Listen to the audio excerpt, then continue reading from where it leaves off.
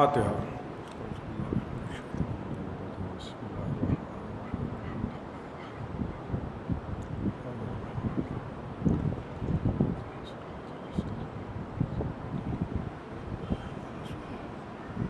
اعوذ باللہ من الشیطان اللعین الرجیم، بسم اللہ الرحمن الرحیم۔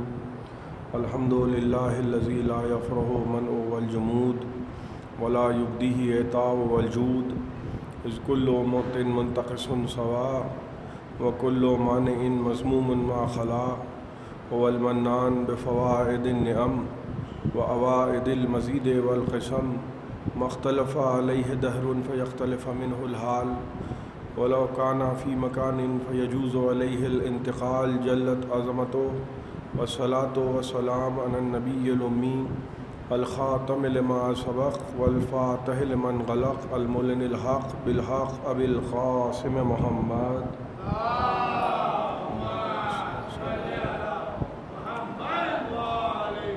الصلاۃ والسلام علی اہل بیتہ الطیبین الطاہرین المعصومین المظلومین الذین اذھب اللہ عنہم الرجس وطہرہم تطہیرا۔ صلوات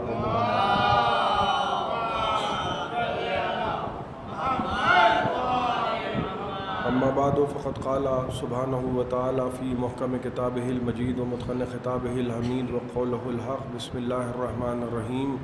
وکیف تکفرون وانتم تتلی علیکم آیات اللہ وفیکم رسولہ ومن یعتصم باللہ فقد ہدی الی صراط مستقیم۔ ایک صلوات پڑھ محمد۔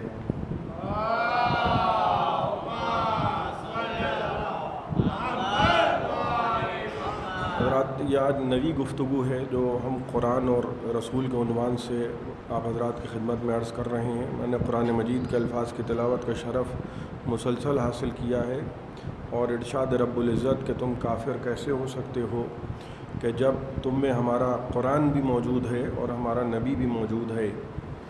امت کا عقیدہ، اس کو اٹھا دیے بھائی، صلوات پڑھ دیے۔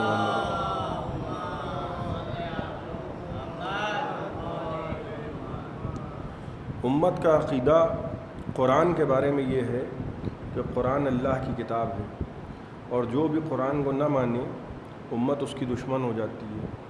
لیکن جو نظریہ امت کا قرآن کے لیے ہے وہ نظریہ رسول کے لیے نہیں ہے، اس لیے کہ قرآن کو اگر کوئی یہ کہہ دے کہ ہم نے ایک کتاب لکھی ہے وہ ویسے ہی ہے جیسے قرآن ہے، تو لوگ برا مان جائیں گے کہ آپ اپنی کتاب کی مثال اللہ کی کتاب سے دے رہے ہیں۔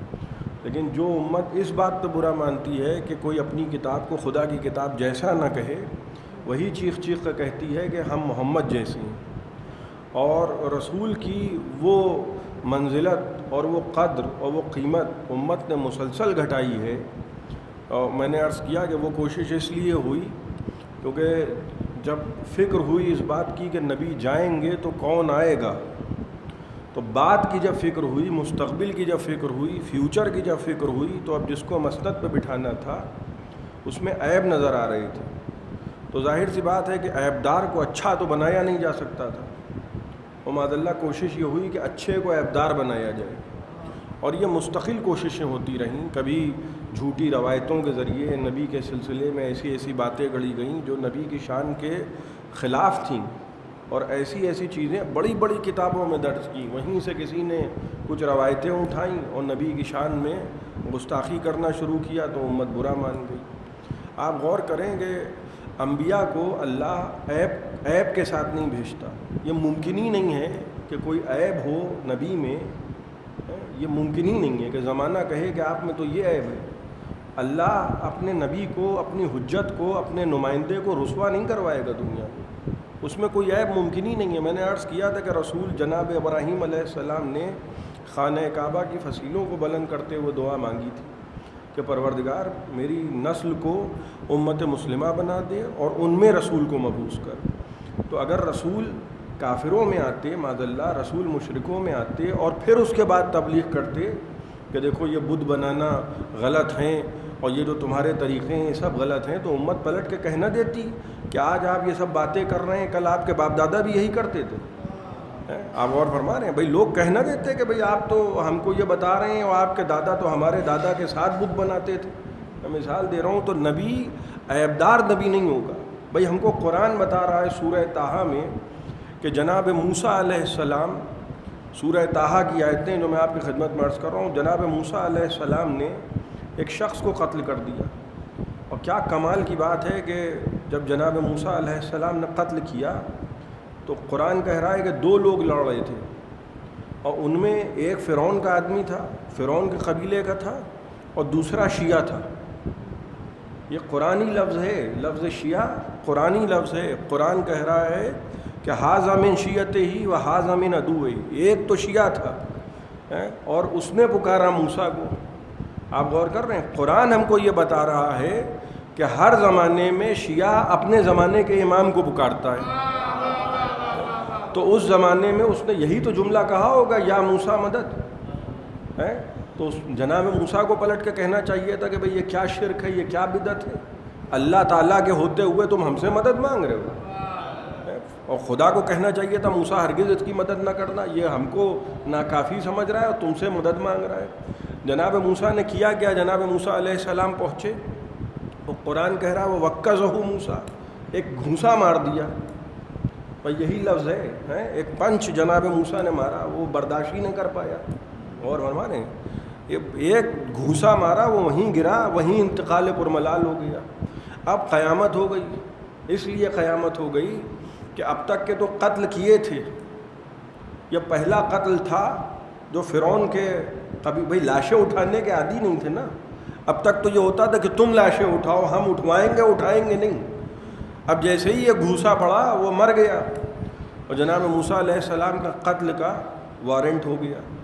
جناب موسیٰ علیہ جیسے ہی خبر وہاں پہنچی، انہوں نے کہا ہمارے والے کو مار دیا، ان کو قتل کر ڈالو. جناب موسیٰ کو اچھا کمال کی بات یہ ہے کہ اگلے دن پھر وہی صاحب جو تھے وہ اگلے دن پھر لڑ رہے ہیں. یعنی کچھ لوگ ہوتے ہیں نا کہ الجھنے والے سلجھنے والے الگ ہیں، الجھنے والے الگ. اگلے دن وہی صاحب پھر لڑ رہے ہیں. تو دیکھیے کل کہا تھا قرآن نے شیعہ، آج کیا کہا؟ آج کیا کہہ رہے ہیں جناب موسیٰ؟ جیسے ہی اس نے دیکھا موسیٰ کو پھر دیکھا. یعنی انہی کی وجہ سے یہ نوبت آئی کہ جناب موسیٰ علیہ السلام کے قتل کا وارنٹ جاری ہو گیا، اور وہی صاحب اگلے دن پھر لڑنے لگے. تو جس کو شیعہ کہا تھا، بھئی یہ ذرا سا اس میں پیغام ہے اور میں چاہتا ہوں کہ نوجوانوں تک پہنچے. کل جس کو شیعہ کہا تھا، آج اسی کو بے وقوف کہا. کیوں بے وقوف کہا؟ کل شیعہ کہا، آج کیا کہہ دیا؟ بے وقوف ہے. کیوں کہہ دیا بے وقوف ہے؟ اس لیے کہ موسیٰ علیہ السلام کی مرضی سے نہیں چل رہا تھا، اپنی مرضی سے چل رہا تھا. آپ اور فرما رہے ہیں شیعت کس کا نام ہے؟ مولا کی مرضی کا نام ہے، اپنی مرضی کا نام شیعت نہیں ہے. ایک صلوات پڑھ دیں محمد و آل محمد.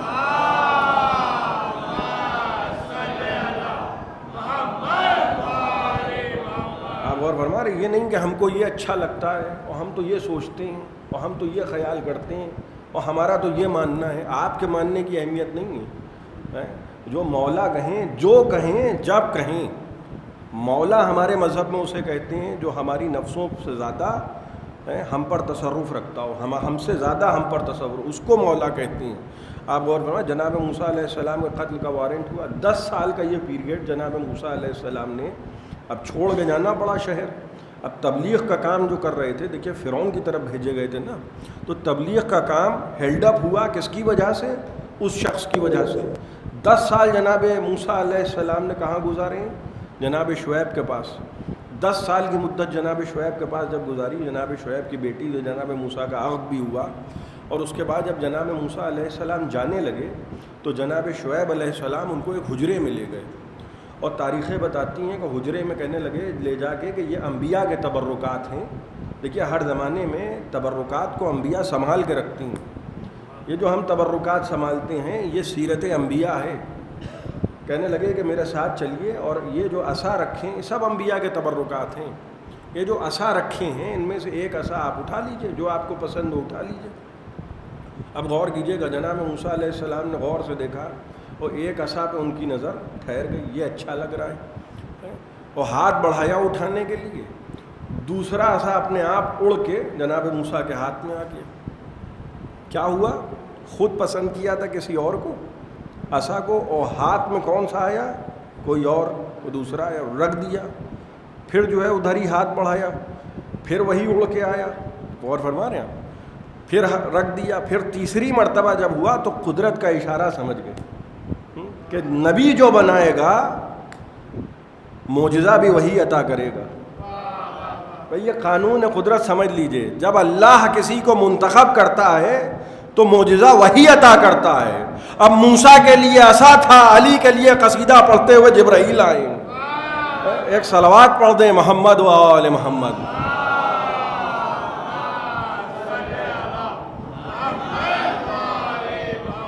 اب ہم کو تاریخ بتاتی ہے کہ جناب موسیٰ علیہ السلام جو ہے وہ وہاں سے یہ عصا وصا لے کے چلے، راستے میں راستہ جو ہے وہ جناب موسیٰ علیہ السلام بھٹک گئے، راستہ جو ہے سمجھ میں نہیں آ رہا ہے، مصر کا علاقہ ہے، اندھیری رات ہے، تاریک رات ہے، برف گر رہی ہے، یہ بڑا مشکل سفر ہوتا تھا اس زمانے میں، اور بیوی بھی ساتھ ہیں، پورے فیملی ساتھ ہے جناب موسیٰ علیہ السلام کی۔ اب راستہ جو ہے سمجھ میں نہیں آ رہا ہے، تاریک رات ہے۔ اب ایک مرتبہ جناب موسیٰ علیہ السلام نے پہاڑ کی بلندی پہ دیکھا کہ آگ جل رہی ہے۔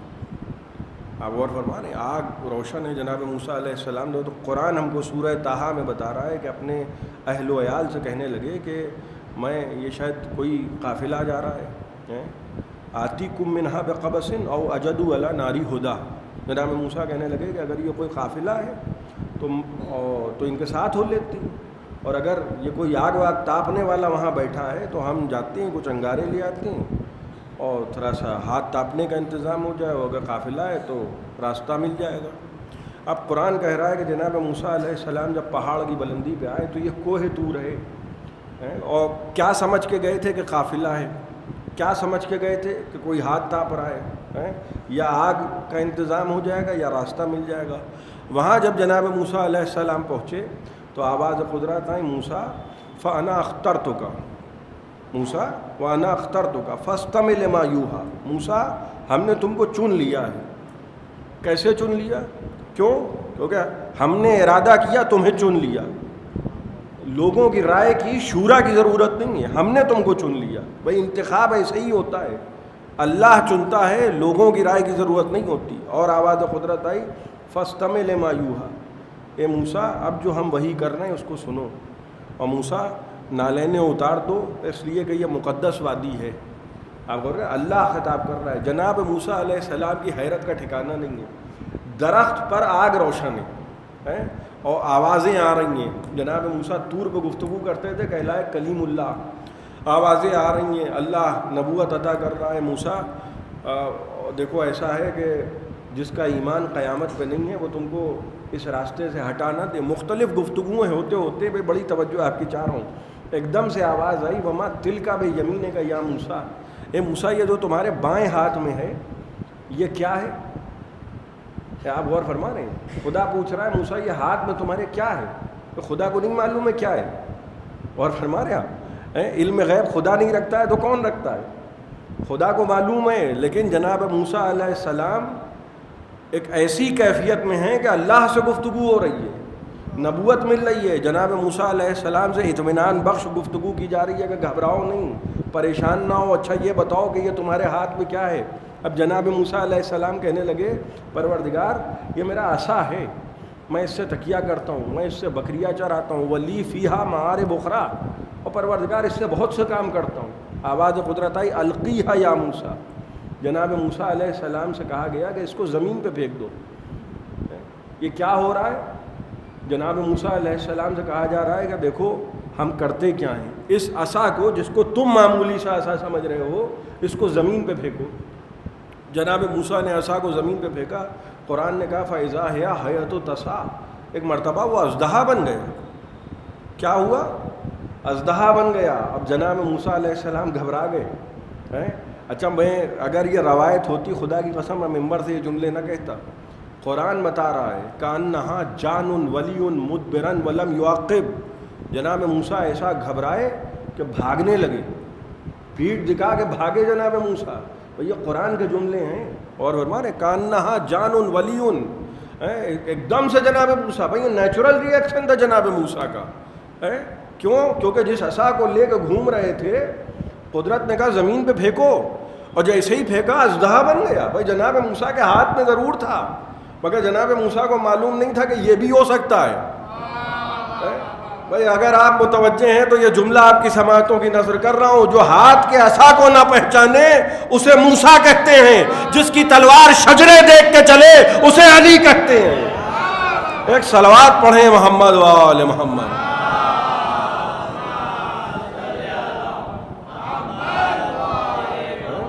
عصا کو زمین پہ پھینکا اور جناب موسیٰ علیہ السلام جب تھوڑی دور چلے گئے تو آواز قدرت آئی، موسیٰ گھبراؤ نہیں، اس کو اٹھا لو۔ جناب موسیٰ علیہ السلام دور جا کے کھڑے ہو گئے۔ قرآن کہہ رہا ہے کہ اس کو اٹھا لو، سنعیدھا الی سیرتھا الاولی، ہم اس کو اس کی پہلی صورت میں پلٹا دیں گے۔ جیسے ہی تم اس کو چھوؤ گے ہم اس کو اس کی اصل پہ پلٹا دیں گے، یہ پھر ازدہا سے عصا بن جائے گا۔ بھائی کیا کمال ہے، کوئی بھی لکڑی اٹھا لیجئے، وہی تبرک اٹھا لیجئے، جناب موسیٰ علیہ السلام کا عصا اگر آج دنیا میں ہو تو کیا کوئی پٹخے تو ازدہا بن جائے گا؟ نہیں بن پائے گا۔ کیوں؟ کیونکہ ید بیضا کی ضرورت ہے۔ آپ غور کریں، ویسے ہی قرآن معجزہ ہے مگر زبان محمد کی ضرورت ہے۔ قاریوں کے پڑھنے سے کچھ نہیں ہوگا، جو وارث قرآن ہوتے ہیں وہ اور ہوتے ہیں، جو حافظ قرآن ہوتے ہیں وہ اور ہوتے ہیں۔ اب جناب موسیٰ علیہ السلام کو ایک معجزہ دیا گیا، اب دوسرا معجزہ کیا ہے؟ جناب موسیٰ علیہ السلام کا ہاتھ جل گیا، ہاتھ جناب موسیٰ علیہ السلام کا جل گیا۔ میں نے عرض کیا نا کہ نبی کو کوئی اللہ عیب دے کے نبی کو نہیں بھیجے گا کہ لوگ کہیں گے یہ دیکھیے ان کا ہاتھ جلا ہوا ہے، اور جب جلا ہوا ہاتھ قدرت کو گوارا نہیں ہے، شجرے کا عیب کیسے گوارا ہوگا؟ آپ غور فرما رہے ہیں؟ جناب موسیٰ علیہ السلام سے کہا جا رہا ہے کہ جو تمہارا ہاتھ جلا ہے، سورہ طٰہٰ میں ارشاد رب العزت ہو رہا ہے وَضْمُمْ يَدَاكَ إِلَىٰ جَنَاحِكَ تُخْرِجُ الْبَيْضَاءَ، اے موسیٰ یہ جو جلا ہوا ہاتھ ہے اس کو اپنے بغل میں لے جاؤ اور اس کے بعد اس کو نکالو، دیکھو یہ کیسے سورج کی طرح چمکتا ہے۔ تو جو نشان پڑا تھا، ہاتھ جل گیا تھا نا جناب موسیٰ کا، جلا ہوا ہاتھ وہ نشان پڑا ہے، اور اس کو کہا جا رہا ہے کہ ہم نے بغل میں لے جاؤ، اس کے بعد نکالو تو یہ سورج کی طرح چمکے گا۔ اب ایک ہو گیا ید بیضا، ایک ہو گیا عصائے موسیٰ، اور ایک ہو گیا ید بیضا۔ یہ دو معجزے دیے قدرت نے۔ دو معجزے دینے کے بعد جناب موسیٰ علیہ السلام سے کہا جا رہا ہے کہ اب جاؤ فرعون کی طرف۔ معلوم ہوا جب بھی نبی کسی قوم کی طرف آئے گا ایک معجزہ لے کے نہیں آئے گا، دو معجزے لے کر آئے گا۔ اور میں بار بار آپ کی خدمت میں عرض کر رہا ہوں، ایک ہاتھ میں قرآن، ایک ہاتھ میں علی، دو معجزے ہیں۔ جناب موسیٰ علیہ السلام کہنے لگے پروردگار ربی اشرح لی صدری ویسر لی امری واحلل عقدۃ من لسانی۔ بھائی جناب موسیٰ علیہ السلام کا ہاتھ بھی جل گیا تھا، اور جناب موسیٰ علیہ السلام نے وہی جلتا ہوا انگارہ بھائی جو نوجوانوں کی خدمت میں عرض کر دوں، ولادت ہوئی ہے جب جناب موسیٰ علیہ السلام کی، بھائی نومولود بچہ ہے، فرعون نے کہا کہ بھائی کوئی بچہ پیدا نہ ہونے پائے۔ کیوں؟ کیونکہ اس کو جادوگروں نے کہا تھا کہ ایک بچہ پیدا ہوگا تو تیری حکومت سب الٹ دے گا، تو کہیں کا نہیں رہے گا۔ اس نے کہا جب پیدا ہوگا تبھی تو الٹے گا۔ خواب دکھایا، خواب دیکھا اس نے کہ بچہ پیدا ہوگا۔ ہر زمانے کے فرعون کو ڈرایا جا رہا ہے کہ دیکھو زیادہ فرعونیت نہ کرنا، کوئی آنے والا آ رہا ہے۔ ایک صلوات پڑھیں محمد و آل محمد۔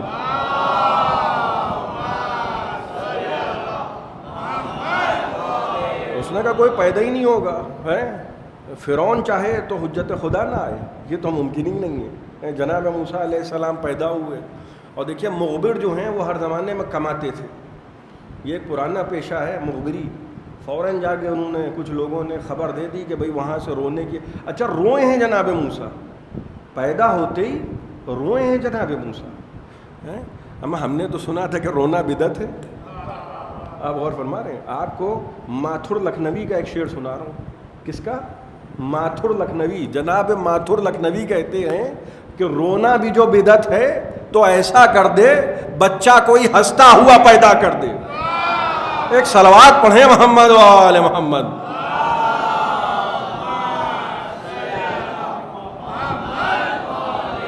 یہ ممکن نہیں ہے، چاہے نبی ہو چاہے کوئی ہو۔ جناب موسیٰ علیہ السلام ایک نیچرل پروسیس ہے نا، بچہ رو رہا ہے، رونے کی آواز جیسے ہی خبر پھیلی کہ یہ کیسے ممکن ہوا، فرعون نے تو کہا تھا کوئی پیدا نہ ہو۔ بھائی جناب موسیٰ علیہ السلام کے گھر سے رونے کی آواز آئی، فوراً مخبروں نے خبر پہنچا دی کہ بھئی وہاں سے بچے کے رونے کی آواز آ رہی ہے۔ نتیجہ یہ ہوا کہ تھوڑی دیر کے بعد فرعون کی مخابرات کے لوگ، انٹیلیجنس کے لوگ گھر میں داخل ہو گئے. اچھا اچانک جب وہ گھر میں داخل ہوئے ماں گھبرا گئی. موسیٰ کی ماں ہے تو کیا وہ گھبرا نہیں سکتی ہیں؟ گھبرا گئی جناب موسیٰ کی ماں. ایک مرتبہ نومولود بچے کو اٹھایا اور کچھ سمجھ میں نہیں آیا تو تندور میں رکھ دیا. گھر کے اندر تندور تھا, تندور میں رکھ دیا, فوراً ڈھکن بھی بند کر دیا. آپ غور کر رہے ہیں, اور تندور روشن تھا, تندور جل رہا تھا. لیکن اس وقت خیال نہیں آیا, اس گھبراہٹ میں جناب موسیٰ کی والدہ کو خیال نہیں آیا کہ تندور جل رہا ہے. رکھ دیا بچے کو. انہوں نے سب طرف دیکھا, بھائی کسی کے ذہن میں بھی نہیں آئے گا کہ جلتے ہوئے تندور میں کوئی بچہ ہوگا. انہوں سب طرف دیکھ کے چلے گئے. اب جب ماں کو خیال آیا ارے تندور تو روشن ہے, خدا کی قسم جس نے نار نمرودی کو گلزار کیا ہو وہ تندور کو نہیں گلزار کر سکتا. ایک مرتبہ جیسے ہی ڈھکن ہٹایا تو دیکھا کہ ویسے ہی نومولود بچہ مسکرا رہا ہے. آگ کو گلزار کر دیا خدا نے. نہ موسیٰ جلے اور نہ جناب موسیٰ علیہ السلام کا ہاتھ جلا, نہ پاؤں جلا, کچھ بھی نہیں جلا. ہم جب لباس ہی نہ جلے تو جسم کیسے جلے گا؟ اب آپ غور کیجئے گا, یہ جو چھالا جناب موسیٰ کے ہاتھ میں آیا یہ کہاں سے آیا؟ یہ ہاتھ کیسے جلا؟ وہاں تو تندور میں ماں نے رکھ دیا. اس کا مطلب یہ ہے کہ جناب موسیٰ علیہ السلام کا جسم وہاں نہیں جلا ہے. پھر کہاں جلا جناب موسیٰ کا جسم؟ اب غور کیجئے گا, بڑی توجہ آپ کی چاہ رہا ہوں. ماں کو حکم دیا جا رہا ہے, قرآن کہہ رہا ہے, بھائی لوگوں کے رائے سے نہیں چلتا ہے معاملہ. قرآن کہہ رہا ہے کہ ہم نے موسیٰ کی ماں پر وحی کی. آپ غور کر رہے ہیں؟ نبی کی ماں کیسی ہوتی ہے, امام کی ماں کیسی ہوتی ہے. ضروری نہیں ہے کہ صرف نبی پہ وحی ہو, ضروری نہیں ہے کہ صرف امام پہ وحی ہو, بلکہ اگر وقت آ جائے تو ان کی ماؤں پر بھی وحی ہوتی ہے. قرآن کہہ رہا ہے وَأَوْحَيْنَا إِلَىٰ أُمِّ مُوسَىٰ, ہم نے موسیٰ کی ماں پر وحی کی کہ اس بچے کو دودھ پلا دو, اور اس کے بعد دودھ پلانے کے بعد اس کو دریا کی موجوں کے حوالے کر دو. بھائی جن لوگوں کو نبی جیسا بننے کا شوق ہے وہ ذرا اپنے گھر میں اپنی زوجہ کو یہ مشورہ دیں کہ نومولود بچے کو دودھ پلا کے دریا کی موجوں کے حوالے کر دو. انشاءاللہ سلواتوں کے ساتھ جوتے بھی آئیں گے. یہ ممکن ہی نہیں ہے, یہ صرف نبی کی ماں کر سکتی ہے جو اللہ کی وحی کو امر الہی جانے. اور فرما رہے ہیں آپ, ماں نے ایک صندوق بنوایا اور بچے کو دودھ پلایا. بھائی آپ بھی عریضے دریا کے سپرد کرتے ہیں نا. کچھ لوگ ہنستے ہیں کہ یہ دیکھیے کیا کر رہے ہیں. ہمارے عقیدے قرآن سے آئیں. جناب موسیٰ علیہ السلام کی والدہ نے بچے کو صندوق میں رکھا, دودھ پلایا, صندوق میں رکھا. اور قرآن میں بھائی جناب موسیٰ علیہ السلام کی والدہ کا دل جو ہے وہ اس وقت عجیب و غریب کیفیت کا ہو گیا تھا. اور اگر اللہ جناب موسیٰ علیہ السلام کے دل کو اطمینان نہ دلاتا تو خدا کی قسم قیامت ہو جاتی. ماں سے کہا جا رہا ہے گھبراؤ نہیں, وہ دریائے نیل کی موجوں کے حوالے کرو اور پریشان نہ ہونا, ہم اس کو تمہاری طرف پلٹا دیں گے. کیا کمال کی بات ہے. اب آپ دیکھیے جناب موسیٰ علیہ السلام کی والدہ جا کے دریا میں کھڑی ہوئیں, صندوق کو رکھا, دریا کی موجوں کے حوالے کیا. دریا بہہ رہا ہے جنوب سے شمال کی طرف, جنوب سے شمال کی طرف نہریں جا رہی ہیں, مگر صندوق کدھر چلا؟ شمال سے جنوب کی طرف. یعنی نہروں کے خلاف جا کے بتایا کہ وقت کے دھاروں کے ساتھ بہنے والے اور ہوتے ہیں, جو وقت کے دھاروں کے خلاف بہے وہ اس کے بندے ہوتے ہیں. ایک صلوات پڑھیں محمد و آل محمد.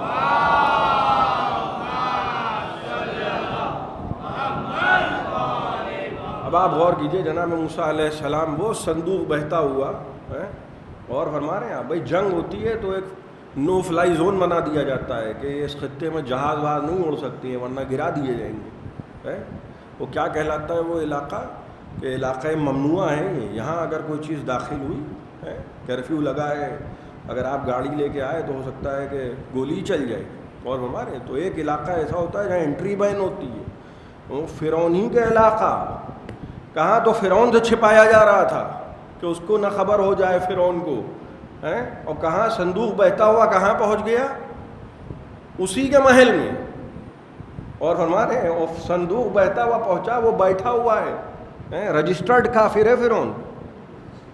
غور فرما رہے ہیں آپ, عجیب الطرفین کافر, دونوں طرف سے کافر ہے. اس سے بڑا کافر آپ کو دوپہر کے وقت بھی اگر چراغ لے کے ڈھونڈیے تو نہیں ملے گا, اور بڑے اطمینان سے بیٹھا ہوا ہے. وہ بھی بیٹھا ہے, اس کی بیوی بھی بیٹھی ہیں. اب یہاں تک کے لیے آپ کو زحمت دی ہے, معاف فرمائیے گا, میں آپ کے ہاتھ جوڑوں.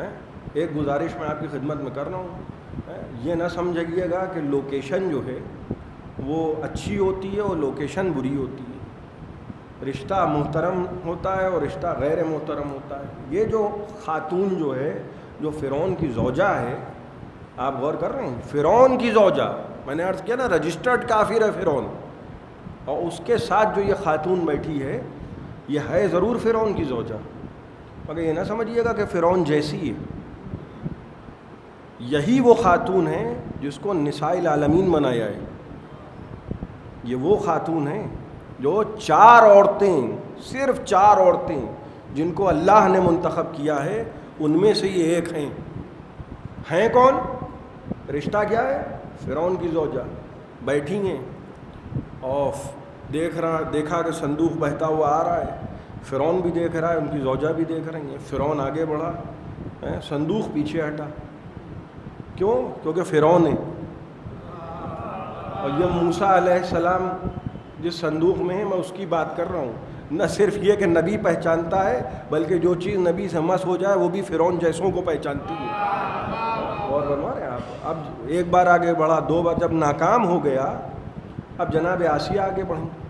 آسیہ کیا درجہ ہے جناب آسیہ کا، آپ غور فرما رہے ہیں. بیٹھی کہاں ہیں؟ فرعون کے محل میں.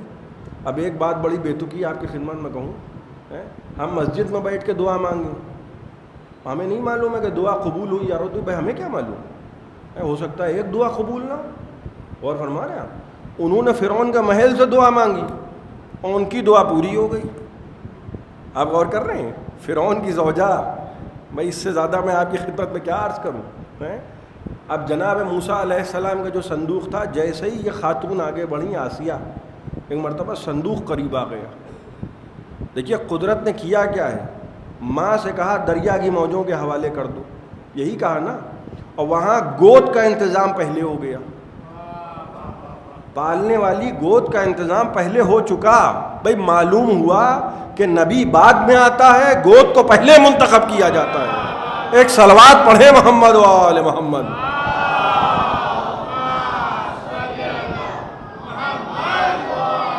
آپ غور فرما رہے ہیں، یعنی محلے والے نہیں پالیں گے. تو جب موسیٰ علیہ السلام کو ایرا غیرہ نہیں پال سکتا ہے تو محمد رسول اللہ کو کوئی ایسا غیرہ کیسے پال سکتا ہے. غور فرما رہے ہیں. اب جیسے ہی انہوں نے گود میں لیا، اٹھایا، اللہ جانے کون سی چمک تھی آنکھوں میں. ایک مرتبہ جیسے ہی آنکھوں سے آنکھیں 4 ہوں، وہ محبت جناب موسیٰ علیہ السلام کی دل میں حلول کر گئی جناب آسیہ کی. اب فرعون تو ڈرا ہوا ہے. ایک مشہور کہاوت ہے، چور کی داڑھی میں تنکا. کتنی مشہور کہاوت ہے بھائی. مگر یہ نہ سمجھیے گا کہ چور کلین شیو نہیں ہو سکتا ہے.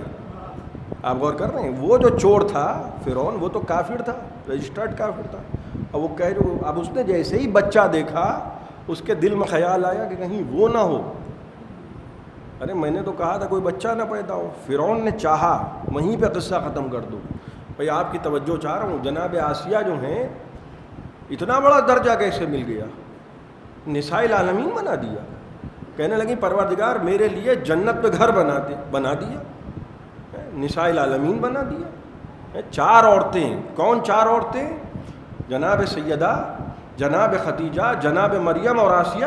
کیا درجہ ہے. اور ہیں کون؟ فرعون کی زوجہ. اور فرمانے بھائی کیا کیا ہے جناب آسیہ نے؟ کون سا ایسا کام کیا ہے کہ جنت میں گھر بنا دیا، اتنا بڑا درجہ دے دیا، نساء العالمین بنا دیا. بھائی اب یہاں پہ ذرا سا ٹھہر جائیے گا. قرآن ہم کو ایسے ایسے معجزے دکھا رہا ہے کہ اگر ہم قرآن کو پڑھتے جائیں تو ہماری سمجھ میں سب کچھ آ جائے گا. اور ہمارے بھائی رشتہ کبھی محترم نہیں ہوتا. سورہ تحریم بتا رہا ہے، سورہ تحریم. قرآن کہہ رہا ہے ضرب اللہ مثلا للذین آمنوا امرأۃ نوح. دیکھو جس عورت کو ہم نے مومنوں کے لیے مثال بنایا ہے، ضرب اللہ مثلا للذین آمنوا امرأۃ فرعون. جس عورت کو ہم نے مومنوں کے لیے مثال بنایا ہے وہ فرعون کی زوجہ ہے. آپ توجہ کر رہے ہیں؟ کس کو مثال بنا دیا؟ فرعون کی زوجہ. کس کے لیے مثال بن گئی؟ مومنوں کے لیے. اور انہوں نے زوجہ فرعون کی ہے، مثال مومنوں کے لیے. بھائی کافروں کے لیے کون مثال بنا؟ کوئی تو ہوگا کافروں کے لیے مثال. آئیے ڈھونڈے کافروں کے لیے کون مثال ہے. قرآن کہہ رہا ہے ضرب اللہ مثلا للذین کفروا امرأۃ نوح و امرأۃ لوط کانتا تحت عبدین من عبادنا الصالحین فخانتاہما دیکھو جن عورتوں کو ہم نے کافروں کے لیے مثال بنایا ہے، بڑی توجہ آپ کی چاہ رہا ہوں، کافروں کے لیے جس کو مثال بنایا ہے ہم نے، جن دو عورتوں کو، ان میں ایک نوح کی زوجہ ہے اور ایک لوط کی زوجہ ہے۔ نوح کون ہے؟ نبی ہیں۔ ضروری نہیں ہے کہ ہر نبی کی زوجہ ہر زمانے کے مومنون کے لیے ماں ہو۔ آپ غور فرما رہے ہیں؟ آپ قرآن کی آیت ہے، قرآن روایت میں نہیں پڑھ رہا ہوں۔ ضرب اللہ مثلا للذین کفروا امرأۃ نوح و امرأۃ لوط، ایک نوح کی زوجہ اور ایک لوط کی زوجہ، اور قرآن کہہ رہا ہے کانتا تحت عبدین من عبادنا الصالحین فخانتاہما، ان دونوں عورتوں نے یہ کیا کہ تھیں تو ہمارے نیک بندوں کی اندیت میں، مگر انہوں نے خیانت کی۔ قرآن نے ہم کو بتایا رشتہ نہ دیکھو، خیانت دیکھو۔ اور جناب نوح کی زوجہ نے کیا کیا ہے؟ جناب نوح کی زوجہ نے چغلیاں کی۔ جناب نوح علیہ السلام جو کرتے تھے اس کی خبر دشمنوں کو دے دیتی تھی۔ اب ایک جملہ آپ کی سماعتوں، بھائی میری زبان رکتی نہیں ہے، اور فرما رہے ہیں آپ، یہ جملہ آپ کی سماعتوں کی نظر کر رہا ہوں، چغلیاں جو کرے، جب اس پر لعنت ہو رہی ہے تو جو اونٹ پہ بیٹھ کے لڑنے چلا ہے، ایک ذات پڑھے محمد و آل محمد۔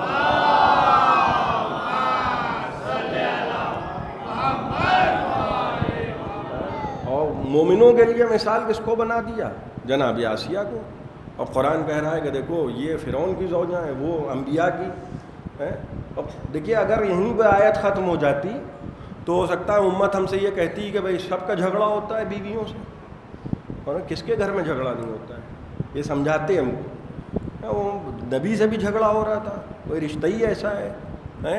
اور فرما رہے ہیں وہ بعد میں تو بات ختم ہو گئی تھی، قرآن نے بات کو ختم نہیں کیا ہے، ختم نہیں کیا ہے بات کو۔ مثال بنایا کافروں کے لیے، اعلان کیا کہ صالح بندوں کی زوجیت میں تھیں، اور قیامت کے دن ہوگا تو کیا کہا جائے گا؟ ادخلوا النار مع الداخلین، اور تم دونوں جہنم میں جاؤ۔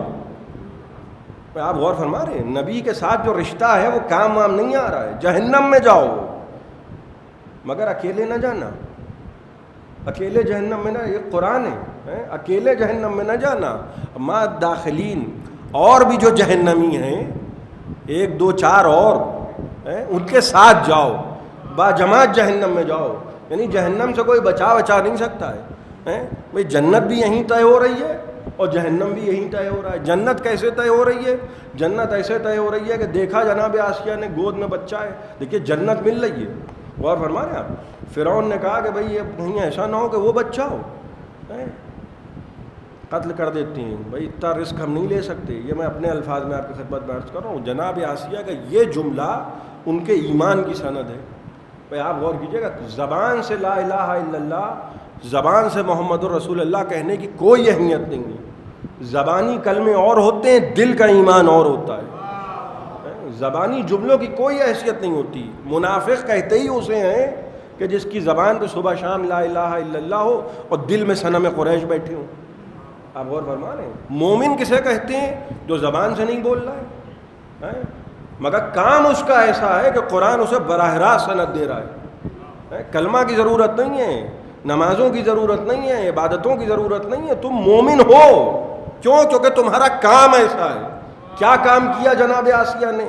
گود میں اٹھایا نومولود بچے کو، فرعون نے کہا لاؤ میں اسے قتل کر دوں، کہیں ایسا نہ ہو یہ وہیں ہو۔ جناب آسیہ نے کہا نہیں، عسیٰ ان ینفعنا او نتخذہ ولدا، ہو سکتا ہے یہ بچہ ہمیں فائدہ دے، ہم اس کو اپنا بیٹا بنا لیں، قتل نہ کرنا۔ قرآن نے کہا یہی مومن ہے، یہی مومنہ ہے۔ کیسے مومنہ ہے؟ فرعون قتل کرنا چاہتا تھا، آسیہ نے قتل نہیں ہونے دیا۔ القصہ مختصر، معلوم ہوا زبانی کلمے سے کوئی با ایمان نہیں بنتا، اصل چیز ہے نبی کا دفاع کرنا۔ جو ایک لمحے موسیٰ کا دفاع کرے جب وہ مومن ہے، تو وہ ابو طالب جو 50 برس محمد کا دفاع کرے۔ ایک صلوات پڑھیں محمد و آل محمد۔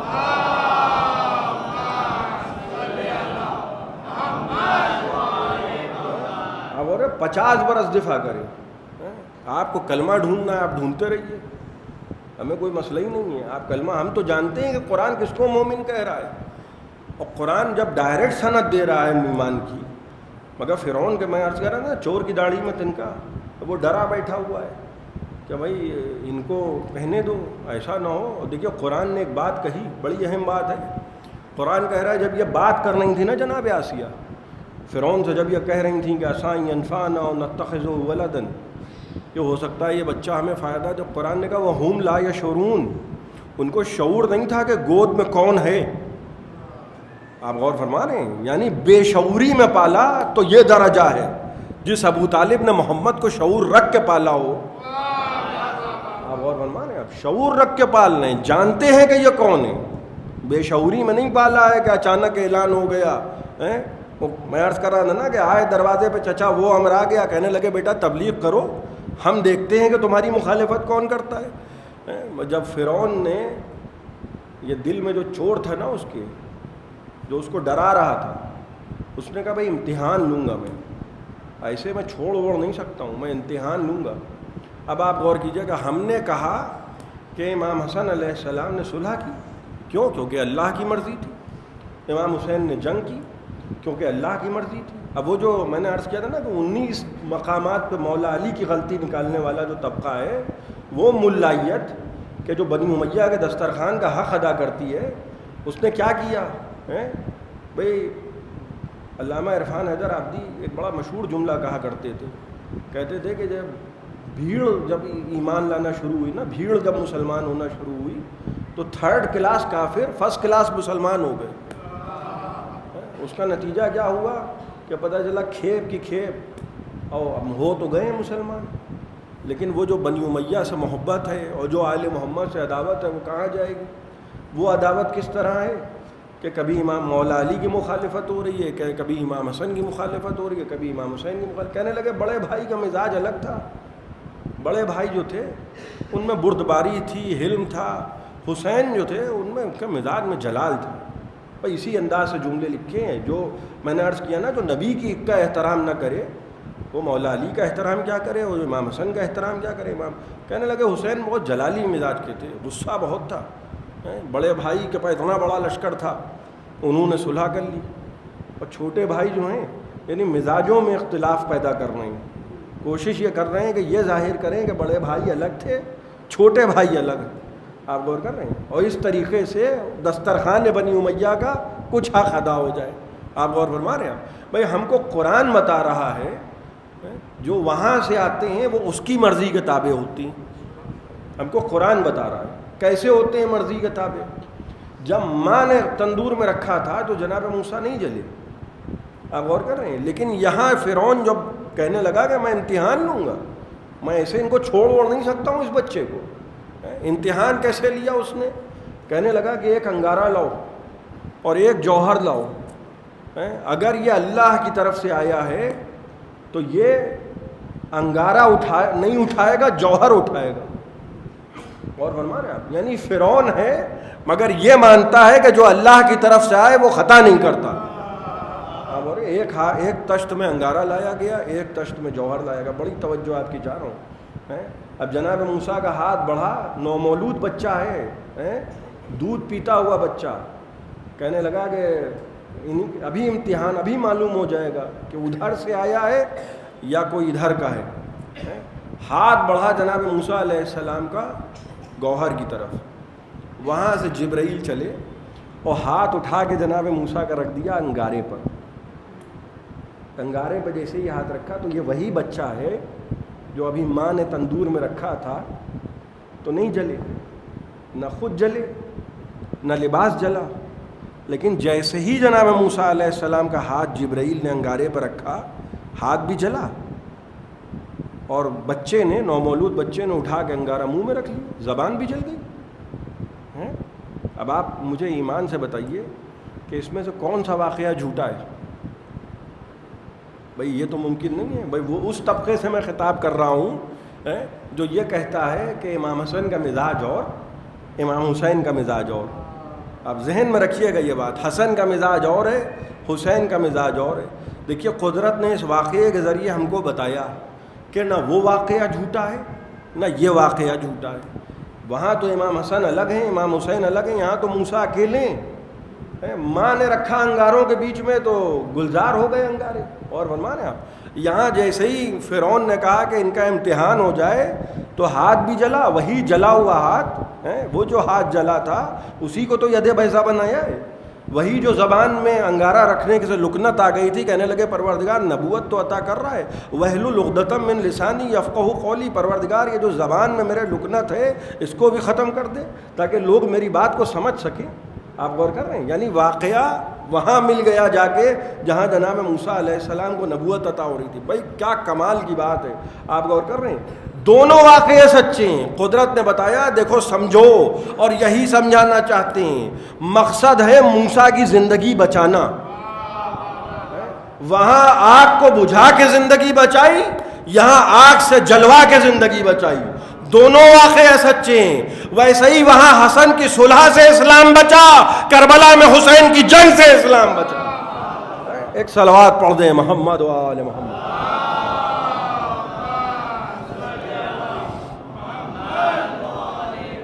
اب شہید ثالث کا استدلال میں آپ کی خدمت میں عرض کر رہا ہوں. شہید ثالث نے مجالس المومنین میں, شہید ثالث کون, جن کا مزار آگرہ میں ہے, کیا کمال کے عالم تھے. کہنے لگے کہ میں بھائی کسی کو یہ بھی نہیں پتہ چلتا تھا. اور فرما رہے ہیں بھائی جب غلام ایسے ہیں تو مولا کیسے ہوں گے.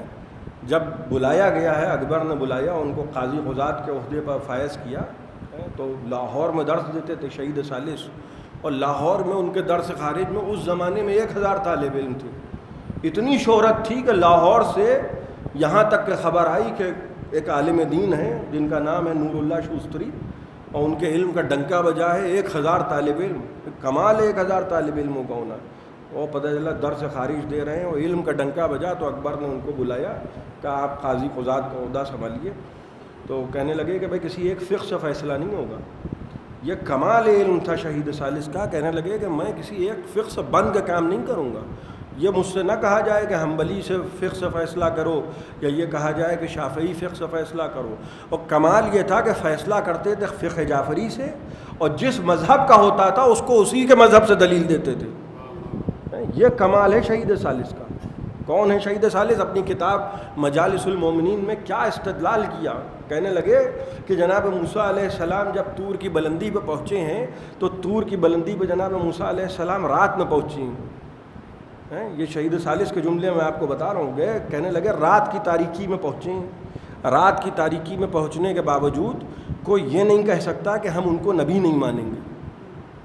کیا کہہ رہے ہیں شہید ثالث کہ کوئی یہ نہیں کہہ سکتا کہ ہم موسیٰ کو نبی نہیں مانیں گے, اس لیے کہ رات کا اندھیرا ہے, گواہ نہیں ہے, کوئی موسیٰ کی نبوت کا انکار نہیں کر سکتا.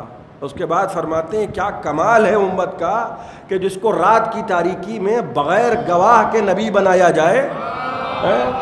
اس کو نبی مانتے ہیں جس کو دل کے اجالے میں غدیر کے میدان میں حاجیوں کے مجمع میں دونوں ہاتھوں پہ اٹھا کے نبی کہیں من کنت مولا ہو فہذا علی مولا, اس کو ولی نہیں مانتے.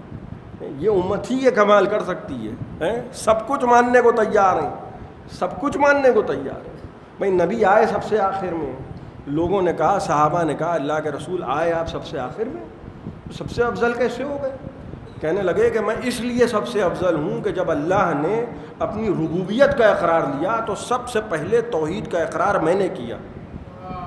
سب سے پہلے لا الہ الا اللہ کہنے والا میں, لہٰذا لا الہ الا اللہ میں سبقت کا صلہ مجھے یہ ملا کہ اللہ نے یہ فیصلہ کیا کہ اب جہاں جہاں لا الہ الا اللہ ہوگا وہاں وہاں محمد رسول اللہ ہوگا. تو اب اگر یہی قاعدہ ہے کہ جو سب سے پہلے کہے اس کا نام کلمے میں شامل ہو جائے گا, تو ایمان سے بتائیے سب سے پہلے یہ کس نے کہا کہ آپ اللہ کے رسول ہیں؟ ایک صلوات پڑھیں محمد و آل محمد.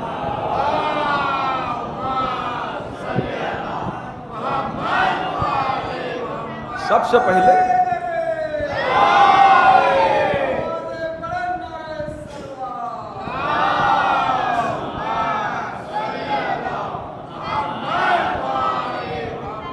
سب سے پہلے علی کہہ رہے ہیں. کیا کہہ رہے ہیں کہ آپ اللہ کے رسول ہیں, اور سب سے پہلے نبی کہہ رہے ہیں.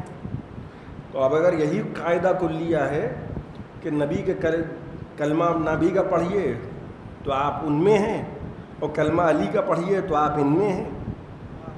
اور فرما رہے تو آپ خود فیصلہ کر لیجیے کہ کون شیعہ ہے کون سنی ہے. نبی کہہ رہے ہیں کہ میں دیکھیے یہ جو وراثت ہے یہ ساتھ ساتھ جائے گی. یہ کوئی اور اس لیے نبی کا جانشین نہیں ہو سکتا کیونکہ وراثت ساتھ ساتھ جائے گی. اللہ منتخب کر رہا ہے نا, قوم کے حوالے کبھی نہیں کیا ہے. آدم سے لے کر خاتم تک سب کچھ من جانب اللہ ہے. اور جب ہمارے اور آپ کے 12ویں امام آئیں گے تو نبی کے جملے ہیں, نبی کی حدیث ہے. بھئی کیا کمال ہے. نبی فرما رہے ہیں کہ دیکھو میں دیکھ رہا ہوں کہ میرا بیٹا نازل ہو رہا ہے. یہ حدیث نبی ہے. نبی کیا کہہ رہے ہیں کہ میں دیکھ رہا ہوں. مسجد میں بیٹھ کے کہہ رہے ہیں. ایسے نام بتا دیے تھے نا, جابر ہمارا سلام کہہ دینا 5ویں بار اس کو. اسی تسلسل میں کہہ رہے ہیں جب 12ویں تک آئے کہنے لگے میں دیکھ رہا ہوں کہ میرا بیٹا نازل ہو رہا ہے اور عیسیٰ ابن مریم نازل ہو رہے ہیں. اور نبی نے صفتیں بھی بیان کر دیں, چھٹلانے کی گنجائش نہیں ہے. نبی کہنے لگے کہ دیکھو میرا بیٹا وہ ہوگا کہ جو سیرت میں, صورت میں, رفتار میں, گفتار میں میری تصویر ہوگا. اولاد سیدہ میں ہوگا, جس کا نام میرا نام ہوگا, جس کی کنیت میری کنیت ہوگی. اور اس کو دیکھو تو تم دیکھ کے پہچان لوگے کہ یہ کون ہے. میں نے عرض کیا نا کہ پہچانوانے کی ضرورت نہیں ہوتی. کل علی اکبر کو جب حسین میدان میں لے کے گئے تو اپنے آپ علی اکبر اعلان کر رہے تھے کہ ہم کون ہیں.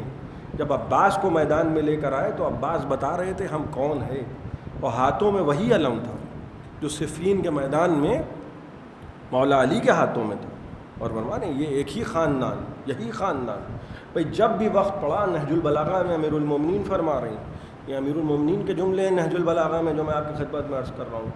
امیر المومنین فرماتے ہیں کہ جب جنگ ہوتی تھی تو نبی کیا کرتے تھے, فقدم اہل بیتہ, نبی یہ کرتے تھے کہ اپنے اہل بیت کو آگے کر دیتے تھے اور اصحاب کو پیچھے کر لیتے تھے. یہ نبی کا طریقہ تھا. لہذا امیر المومنین فرما رہے ہیں کہ لہٰذا اس کا نتیجہ یہ ہوا کہ احد کے میدان میں جناب حمزہ شہید ہو گئے چچا, اور عبیدہ جنگ بدر میں مارے گئے. اور میری بھی یہی تمنا تھی کہ نبی دیکھتے رہیں اور میں کسی نہ کسی جنگ میں شہید ہو جاؤں, مگر نبی دعا کرتے تھے اور میں لڑتا رہتا تھا. آپ بول رہے ہیں یہ امیر المومنین کیا بتا رہے ہیں. دیکھیے نبی نہیں چاہتے ہیں کہ کسی کا احسان مذہب پہ ہو, نبی نہیں چاہتے ہیں, بلکہ خدا نہیں چاہتا ہے کہ کسی کا احسان ہو. اہل بیت کو آگے کیا جا رہا ہے. بدر ہو, احد ہو, خندق ہو, خیبر ہو, کربلا ہو, صرف اہل بیت آگے ہیں.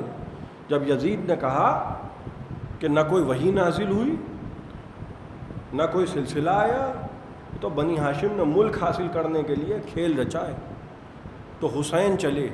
یہ بھی غور طلب بات ہے کہ اتنی بڑے امت مسلمہ میں کوئی اور کیوں نہ نکلا.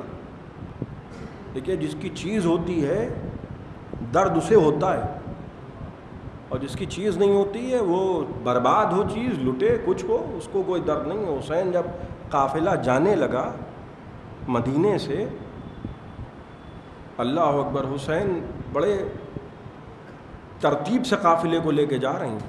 18 برس کے کڑیل جوان علی اکبر بھی ہیں, 32 برس کے بھائی کے ہاتھوں میں فوج کا نشان بھی ہے, 13 برس کے قاسم بھی ہیں, اون و محمد بھی ہیں, جناب زینب کے بچے بھی ہیں, 6 مہینے کے علی اصغر بھی ہیں, ساتھ میں سکینہ بھی ہیں, ام کلثوم بھی ہیں, زینب کبریٰ بھی ہیں, بیبیاں بھی ہیں, جوان بھی ہیں, بچے بھی ہیں, بزرگ بھی ہیں, سب ہیں.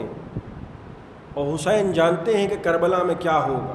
ایک مرتبہ ابن عباس صحابی رسول ابن عباس نے حسین ابن علی کے ذوالجناح کے سامنے, گھوڑے کے سامنے آئے, رکے, اور ایک مرتبہ لجام فرس کو تھام کے کہنے لگے فرزند رسول بیویوں کو کہاں لیے جا رہے ہیں.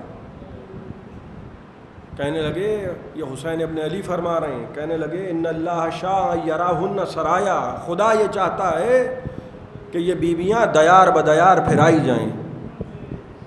اللہ اکبر, سب کو ساتھ لے کے جا رہے ہیں, مگر ایک بیٹی ایسی ہے جو بار بار ضد کر رہی ہے کہ بابا میں یہ نہیں کہتی کہ ہماری میں بٹھا دو, بابا مجھے فضہ کی سواری میں بٹھا دو. یہ حسین کی بیمار بیٹی سغرا ہے. جب قافلہ جانے کے لیے تیار ہوا تو ترتیب ایسی تھی کہ حسین کا گھوڑا سب سے آگے تھا, دائیں بائیں بنی ہاشم کے جوان تھے, ابو الفضل العباس کا گھوڑا سب سے پیچھے. اور ایک مرتبہ جیسے ہی قافلہ ذرا آگے بڑھا عباس گھوڑے کو دوڑاتے ہوئے آگے بڑھے اور حسین ابن علی کے راہوار کے سامنے آ کے رکے اور کہنے لگے آقا اگر مناسب سمجھیے تو کچھ دیر کے لیے قافلے کو ٹھہرا دیجیے۔ حسین نے کہا عباس ابھی تو ہم چلیں، ابھی قافلے کو روکنے کی وجہ کیا ہے؟ تو ایک مرتبہ جیسے ہی یہ گفتگو ہو رہی تھی عباس نے پلٹ کے پیچھے دیکھا۔ اب جو عباس کی نظروں کا تعاقب حسین کی نظروں نے کیا، خدا کسی باپ کو یہ منظر نہ دکھائے، جناب ام سلمہ کا سہارا لے کے حسین کی بیمار بیٹی صغرا عصا کو تھامے ہوئے بار بار یہ کہتی تھی بابا میں یہ نہیں کہتی کہ ہماری میں بٹھا دو، بابا مجھے فضہ کی سواری میں بٹھا دو، کہ بابا ہم کو بھی ساتھ لے چلو بابا۔ جناب زینب نے کہا بھیا جب سب کو ساتھ لے کے جا رہے ہیں تو یہ ہو سکتا ہے کہ ہم صغرا کو ساتھ لے جائیں، میرے حق کا واسطہ بتائیے کہ صغرا کو کیوں نہیں لے جا رہے ہیں؟ ایک مرتبہ کہنے لگے اے میری بہن زینب تم نے اپنے حق کا واسطہ دیا ہے تو تم کو بتاتا ہوں، اے میری بہن ہمارے گھر میں جو بچیاں ہیں، جو بیویاں ہیں، کسی بیوی کی صورت کسی خاتون سے ملتی ہے، کسی بیوی کی صورت کسی خاتون سے ملتی ہے۔ خدا سلامت رکھے یہ میری بیٹی فاطمہ صغرا میری ماں کی تصویر ہے، میں علی اکبر کے سینے سے برچھی کی انی کھینچ لوں گا، میں عباس کے بازو اٹھا لوں گا، میں قاسم کی پائمال لاش رن میں اٹھا لوں گا، مگر میں اپنی ماں کی بے ردائی کوفہ اور شام کے بازاروں میں یہ میں برداشت نہیں کر سکتا۔ لیجئے جناب فاطمہ صغرا سے کہنے لگے میری بیٹی پریشان نہ ہو صغرا، گھبراؤ نہیں، جب یہ قافلہ کسی مقام پر پہنچے گا، کسی مکان مستقر پر پہنچے گا، جب ہم کہیں قیام کریں گے اے فاطمہ ہم خط لکھیں گے، اے میری بیٹی صغرا ہو سکتا ہے عباس آئیں، ہو سکتا ہے علی اکبر آئیں، ہو سکتا ہے قاسم کو بھیجیں، اون و محمد آئیں، کوئی نہ کوئی آئے گا۔ اور بچی رو کے یہی کہتی تھی اے بابا اس سے پہلے کہ موت آئے چلے آنا بابا۔ حسین بیٹی کو دلاسا دے کے کہنے لگے بیٹی صغرا جاؤ، ایک مرتبہ رو کے کہنے لگی بابا آپ جائیے، جتنی دیر ممکن ہو میں چاہتی ہوں آپ کو دیکھتی رہوں بابا۔ عصا کا سہارا لیے، نانی ام سلمہ کا سہارا لیے، دور تک جاتے جاتے قافلے کو صغرا دیکھتی رہیں، اور بابا کا وہ جملہ کہ ہم خط لکھیں گے، ہمارا قاصد آئے گا، ہو سکتا ہے چچا عباس آئیں، صغرا دن پہ دن گنتی رہیں، افق پہ چاند بدلتے رہے، یہاں تک کہ افق پہ محرم کا چاند نکلا۔ جیسے ہی محرم کا چاند نکلا صغرا کا دل بے چین ہونے لگا۔ ایک مرتبہ اپنی نانی ام سلمہ سے کہنے لگی یہ نانی ام سلمہ ایسا تو نہیں ہوا کہ سکینہ کی محبت میں بابا ہمیں بھول گئے؟ اے نانی کیا مناسب ہے کہ ہم بابا کو خط لکھیں؟ جناب فاطمہ صغرا اپنے بابا کو خط لکھ رہی ہیں، خط میں القاب یہ بے کس نے کیے تھے مرحوم، چاہنے والے پدر میرے امام مظلوم، رات دن روتی پڑی رہتی ہوں اب تو مغموم، آپ تو بھول گئے خیر یہ میرا مقصوم، ارے نہ گلا تم سے نہ ہے کوئی شکایت بابا، ہاں مبارک ہو سکینہ سے محبت بابا، کہ گر نہیں آتے ہو تو ہم کو بلاؤ بابا، شوق سے اپنی سکینہ کو بھی لاؤ بابا، اس کو سینے میں سلاتے ہو سلاؤ بابا، ہم کو رلواتے ہو تو خیر رلاؤ بابا، رات دن روتی پڑھی رہتی ہوں اے بابا چلے آؤ بابا۔ جناب فاطمہ صغرا نے خط کو تحریر کیا اور ایک قاصد کو بلایا گیا۔ قاصد نے کہا کہ میں نے آج تک حسین کو دیکھا نہیں ہے، میں قافلے میں نیا شریک ہوا ہوں، میں نے حسین کو دیکھا نہیں ہے۔ کنیز کے ذریعے جب خط آیا تو قاصد نے پوچھا کہ میں فاطمہ صغرا کے بابا کو پہچانوں گا کیسے؟ جب کنیز نے آ کے یہ پیغام جناب فاطمہ صغرا کو دیا کہ قاصد یہ پوچھتا ہے کہ خط تو میرے حوالے کر دیا مگر کچھ علامتیں بتائیے کہ جس سے میں حسین کو پہچان سکوں۔ ایک مرتبہ کنیز سے حسین کی بیٹی نے کہا کہ اس سے جا کے کہو کہ خط لے کے جائے، میرے بابا کو پہچاننا مشکل نہیں ہے، میرا بابا اکیلا نہیں ہوگا، میرے بابا کے گرد لوگ ہوں گے، میرا بابا وہ ہوگا کہ جس کے داہنے جانب عباس ہوں گے، میرا بابا وہ ہوں گے کہ جس کے بائیں جانب علی اکبر ہوں گے، اور پھر بھی اگر میرے بابا کو نہ پہچان پائے تو وہیں کہیں نظر کرے جہاں بابا کے خیمے لگے ہوں گے، کوئی چھوٹا سا بچہ گھٹنیوں چلتا ہوگا۔ لیجئے خط جناب فاطمہ صغرا کا قاصد کے حوالے کیا گیا۔ بس میں نے آپ کی زحمتوں کو تمام کیا۔ وہ قاصد جناب صغرا جناب فاطمہ صغرا کا خط لے کے ایک مرتبہ 10ویں محرم کو کربلا کے میدان میں پہنچا، اور 10ویں محرم تھی کہ جب قاصد صغرا گھوڑے کو دوڑاتا ہوا اینا یا حسین، اینا یا حسین، اینا یا حسین یہ صدائیں دیتا ہوا لاشوں کے درمیان ایک مرتبہ ایک مقام پہ پہنچا تو دیکھا کہ کوئی غریب ہے کہ جس کا لباس جگہ جگہ سے پھٹا ہوا ہے، سر سے پاؤں تک زخموں میں چور ہے، ہاتھوں میں کچھ اٹھائے ہوئے کھڑا ہے۔ ایک مرتبہ کہنے لگا کہ غریب اس دشت میں کیا حسین کو دیکھا ہے؟ اللہ اکبر۔ مرزا دبیر اللہ مقامہ کہتے ہیں کہ یہ تو نہ کہہ سکے کہ شہ مشرقین ہوں، مولا نے سر جھکا کے کہا میں حسین ہوں۔ ایک مرتبہ جیسے ہی کہا کہ میں حسین ہوں، کہنے لگا آپ حسین ہیں؟ مجھے تو نہیں لگتا ہے کہ آپ حسین ہیں۔ کہا کیوں؟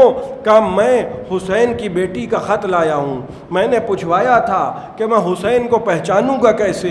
بیٹی نے یہ کہلوایا کہ میرا بابا اکیلا نہیں ہوگا اور میرے بابا کے گرد مجمع ہوگا، ناصر ہوں گے، چاہنے والے ہوں گے، عباس ہوں گے، علی اکبر ہوں گے، قاسم ہوں گے، اون محمد ہوں گے۔ ارے نام آتا گیا، حسین کہتے گئے قتل قتل، مارے گئے مارے گئے مارے گئے، ایک ایک کا نام آتا گیا۔